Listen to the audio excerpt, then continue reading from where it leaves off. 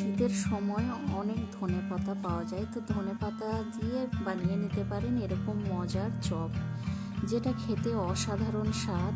মাত্র 10 মিনিটে এটা রেডি হয়ে যায় আর খেতে ভীষণ মজার। চায়ের সাথে এটা জমে যাবে।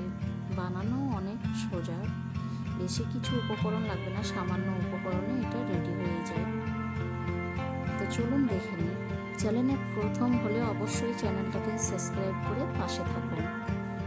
দেখুন আমি এরকম নিয়েছি ধনেপাতা, একেবারে টাটকা ফ্রেশ। একটা বাটিতে আমি নিয়ে নিচ্ছি 1 কাপ বেসন।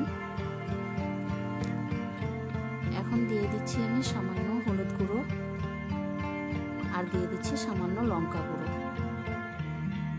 দিয়ে দিচ্ছি একটু লবণ আর একটু ভাজা জিরে গুঁড়ো। অবশ্যই এখানে ভাজা জিরে গুঁড়োটা ইউজ করবেন। এখন শুকনো উপকরণগুলোকে আমি খুব ভালোভাবে মিশিয়ে নিচ্ছি। এবার সামান্য একটু জল দিয়ে এটাকে ভালোভাবে একটা ব্যাটার রেডি করে নিব আমি। এই ব্যাটারটা খুব বেশি ঘনও হবে না, আবার খুব বেশি পাতলাও হবে না। এই যে দেখুন আমার ব্যাটারটা রেডি হয়ে গেছে। আমি চামচ দিয়ে আপনাদেরকে তুলে দেখিয়ে দিচ্ছি। দেখুন চামচের গায়ে লেগে যাচ্ছে, এর মানে ব্যাটারটা আমাদের পারফেক্টলি রেডি হয়ে গেছে। ধনে পাতাগুলোকে আমি খুব ভালোভাবে ধুয়ে নিয়েছি। কড়াইয়ে দিয়ে দিচ্ছি সয়াবিন তেল, গরম হতে আমি বসিয়ে দিয়েছি। দেখুন এখন ব্যাটারটাকে আরেকবার আমি নাড়াচাড়া করে নিলাম। নিয়ে নিচ্ছি আমি কয়েকটা ধনে পাতা, এভাবে এবার বেসনের ব্যাটারে ডুবিয়ে ভালোভাবে নেড়ে নিচ্ছি। এখন দেখুন তেলটা আমাদের গরম হয়ে গেছে। এই তেলে এখন আমি ধনে পাতা বড়াগুলোকে ভেজে নিব। ধনে পাতা চপটা দেখুন একদিক থেকে আমাদের হয়ে গেছে, আর একদিকে আমি উল্টে দিচ্ছি। দেখুন এই চপটা আপনারা খুব সহজেই বানিয়ে নিতে পারেন, আর বিশ্বাস করুন খেতে এত মজার যে আমি একবার বানার পরে আমাকে একদিন পর পরই এটা বানাতে হয়। এক সাইডে আমি উল্টে দিয়েছি,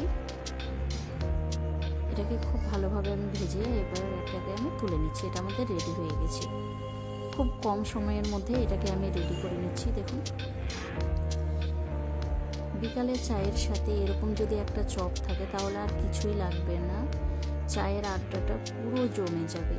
তো অবশ্যই এরকম নতুন নতুন ভিডিও দেখার জন্য চাম্পা কুকিং চ্যানেলটাকে অবশ্যই সাবস্ক্রাইব করে রাখুন, আর পাশে থাকা বেল আইকনকে ক্লিক করে রাখুন।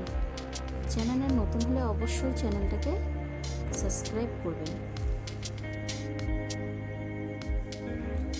দেখুন আমি কাছ থেকে দেখাচ্ছি আপনাদেরকে চপটা কত ক্রেজি হয়েছে, কত লোভনীয় লাগছে। দেখুন দেখেই আপনারা বুঝতে পারছেন কত সুস্বাদু হয়েছে।